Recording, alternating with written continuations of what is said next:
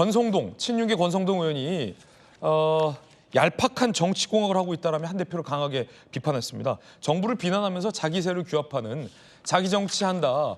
이러다 분열되다 정말 큰일 난다라고 권성동 의원이 비판을 했습니다. 그러자 한동훈 대표가 이렇게 대응을 했습니다. 들어보시죠. 당정 저조한 지지율을 대통령 탓으로만 돌린다는 그런 권성동 의원님의 페이스북글이 있었는데요. 어떻게?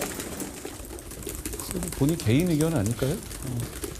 권 의원 같은 분들이 자꾸 이제 탄핵 공포 마케팅 이런 걸 하시잖아요. 그런데 제대로 된 정치, 신뢰를 받기 위한 정치를 위해서 오히려 잘못된 부분은 인정하고 바로잡는 게 필요한 겁니다. 그리고 권 의원 같은 분이야말로 탄핵에 본인이 앞장서셨던 분인데 자꾸 그런 마케팅 하시는 거에 대해서 국민들께서 어떻게 생각하실지 모르겠어요. 권성도 의원의 이 과거 박근혜 전 대통령 탄핵 국면에서 탄핵을 찬성했던 지점까지 거론하면서 탄핵에 앞장섰던 분이 탄핵 공포 마케팅을 하려 한다. 이거 부적절하다라며 강하게 권성동 의원도 비판하고 나선 겁니다. 그러자 권 의원이 도곡동 치륜회라며 한 대표와 가까운 사람들과 관련된 의혹을 꺼내들었습니다. 도곡동 치륜회, 인적 쇄신은 대표실이 우선이다. 라며 권 의원이 뭔가 알쏭달쏭한 얘기를 했어요.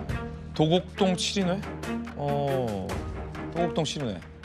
이양수 의원님, 권성동 의원이 얘기하는 도곡동 치륜회가 한 대표와 가까운 7명입니까? 누구 모임입니까? 저건 저도 알 수가 없고요. 내가 기자들한테 물었더니 뭐 도곡동 7인의 명단이 누군지 혹시 아는 사람이냐 했더니 잘 모르겠다 그러고 아마도 그 한 대표의 그 집이 도곡동에 있잖아요. 예.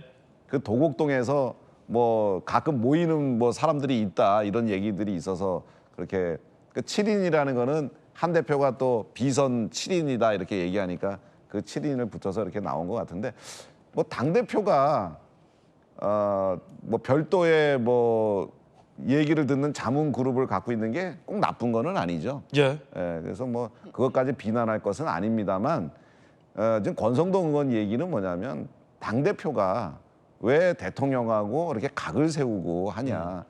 여당은 정부에 협력할 의무가 있다. 그리고 서로 잘 지내고 어려운 거 서로 의견 다른 것은 물밑에서 해소해 가면서 잘 안 풀리는 거 있더라 하더라도 이렇게 공개적으로 드러내면 되느냐 하는 그런 취지의 이야기였던 거로 저는 이해합니다. 그래서 그걸 하다 보니까 뭐 이런저런 얘기를 하는데 사실 저런 것들은 이제 지엽적인 얘기고 그것이 팩트에 맞느냐 안 맞느냐보다는 그 권성동 의원이 지금 5선이고 당의 그 중진 의원이고 그리고 대선에서도 상당한 역할을 했고요.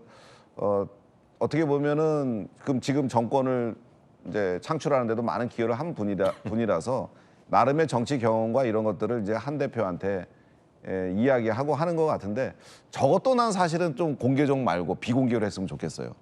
그러니까 이제 저 한동훈 대표도 지금 당 대표시잖아요, 위치가. 그래서 어떻게 보면 또 우리 당 대표예요. 우리가 또 당 대표를 좀 잘 그 어떤 업무를 잘 할 수 있도록 그다음에 그런 말에 힘이 실릴 수 있도록 또 해야 되는 게 당원들의 그 입장인데 또 한동훈 대표가 용산에다가 너무 막 각을 세우고 막 공격을 하니까 또 그걸 당 대표를 또 공격하고 이런 식의 모습이 우리 당의 원래 모습이 아니다라고 저는 생각합니다.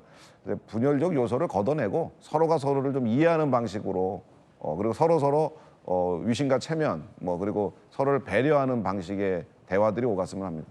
오늘 이양수 의원님 좋은 말씀 많이 주고 계신데 상황은 이렇게 녹록지는 않아 보여요. 조기현 부위원장님. 네. 도곡동 치륜회가 뭐예요? 대표실에서는 도곡동 치륜회 같은 건 있지도 않다.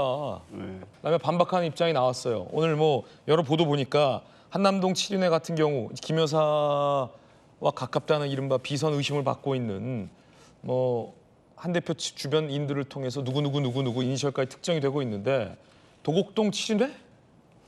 그러니까요. 뭐 도곡동이 한동훈 대표의 자택이었죠. 네네. 그러니까 옛날 그 삼김시대 이런 정치 때는 조찬에서 다 정치 입장 정리하고 나올 때 얘기잖아요. 한남동 7위, 도곡동 7위. 그때가 연상되는데 또 재밌는 건 이 7이라는 숫자가 여러 군데서 나오네요. 네. 김건희 여사 관련 비선 7인, 이거 또 도곡대도 7인회라고 하고 또 제2부속실 설치한다고 하는데 거기도 7명 규모라고 하네요. 제2부속실도 7인회다. 그러니까 뭐 정부 여당이 뭐 움직일 때는 7명씩 이렇게 조를 짜서 하시는지 럭키 세븐. 예, 뭐 특별한 의미 부여는 할 건 아닌 것 같은데 하여간 재미는 있습니다. 이게 뭐 당대표 주변의 7인의 이 조언을 하는 모임 예. 이게 뭐 무슨 문제가 되겠습니까? 어떤 식이든 간에. 도곡동 7인회가 만약에 있다 해도 문제 안 있다 된다. 해도 뭐 무슨 문제가 있습니까? 네. 그리고 이게 실제 무슨 당을 좌지우지하는 어떤 그룹으로서의 의미인지 단순하게 그 조언을 듣는 의미인지는 모르겠습니다만 이런 문제를 외부적으로 거론해서 당내 분열 발언을 한다는 건 이미 선을 다 넘고 있는 것 같아요. 네네. 그냥 이게 어쨌든 같은 당 내에서 친한 친윤으로 나뉘었든 어떤 식으로 나뉘었든 간에 정치적 입장 특히 지금 정권이 상당히 위기이기 때문에 어떤 입장을 달리할 수는 있지만 발언 수위가 이제는 같이 갈 수 있을까 정도의 선을 넘고 있어요. 같이 갈 수 있을까? 그러니까요. 탄핵 이양수 의원님은 좀 사이좋게 지내라 이러시는데. 그러니까 사이좋게 지내셔야겠죠. 그런데 네. 이미 마음속에는 이렇게 해서 같이 갈 수 있겠느냐라는 회의적 시각들이 많이 생기시지 않은가 싶어요. 탄핵 공포 마케팅, 탄핵에 앞장섰던 분이라고 지금 이 시점에서 그렇게 하면서 당의 중진을 당대표가 비판한다는 거는 네. 이것은 뭐 대화를 통해서 이 관계 개선을 할 여지가 없다는 걸 선언하는 것과 크게 차이가 있을까요? 그리고 지금 최근에 이제 한동훈 대표가 김건희 여사라든가 대통령실을 직격하는 이런 발언들을 보면 이게 뭐 이번 보궐선거를 의식하는 행보의 의미도 분명히 있지만 발언의 내용 자체는 대통령과 각을 세우고 이걸 관철하는 수준을 넘어서 이게 안 된다고 하면 이제는 뭐 결단을 해서 독자적인 정치 행보를 하겠다는 선언을 하는 것과 다름이 없다고 보여져요. 그런 측면에서 보면 지금 상황에서는 뭐 독대가 무산돼도 상관없다.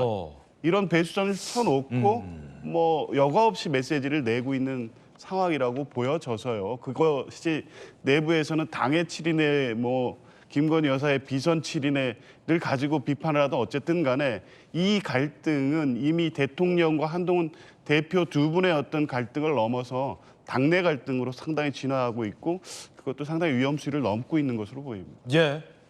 독대가 무슨 의미가 있겠냐. 한 대표가 측근들에게 이렇게 얘기했다라는 전원도 보도되고 있습니다. 문제가 해결되지 않으면 김건희 여사와 관련된 이른바 비선 의혹 인적 쇄신이 관철되지 않으면 독대가 무슨 의미 있겠냐. 라는 의미는 그런 뜻이다. 심상치 않아 보입니다. 한 대표 주변에서 이 김 여사 비선 라인에 대한 의혹에 대한 지적도 계속 나오고 있는 상황입니다. 자, 김근식 전 비전전략실장. 대통령 부인 영향력 행사는 민주주의 기본 원칙에 어긋난다. 잘못된 거 정리해야 된다. 신지호 전략기획 본부장. 한남동 라인 직책의 직무범위 벗어나 부적절한 정치 행위를 하고 있다라며 지적을 하고 있습니다. 정치 구단이라 불리는 야당의 박지원 의원 이렇게 얘기했습니다. 한동훈 대표가 지금은 굉장히 잘하고 있는 것 같아요. 김건희 여사에 대해서 활동을 자제해라. 납득할 조치를 해라. 이것은 검찰에서 기소하라는 소리예요. 이채 양명주 플러스 김명관 8개의 비리가 누구로부터 나왔냐. 거의 김건희 여사로부터 나왔기 때문에 한동훈 대표가 그렇게 얘기하는 것은 민심을 반영하고 있는 일이다. 지금 현재는 잘하고 있어요. 그런데 한동훈 대표는 믿을 수가 없는 게 했다가 또 뒤로 물러서요. 모르죠. 모르지만은 어쩐지 지금까지 윤석열 대통령의 그 똥꼬집과 한동훈 대표의 정치 모습을 보면은 한동훈 대표가 질 것 같아요.